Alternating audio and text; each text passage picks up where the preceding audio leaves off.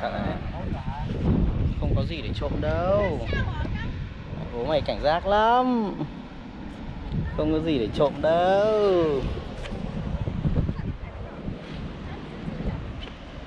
Đi, không mất thời gian đi. Không có gì để trộm đâu. Bố mày cảnh giác lắm.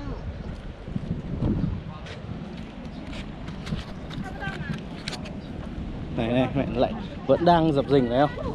Lại nấp.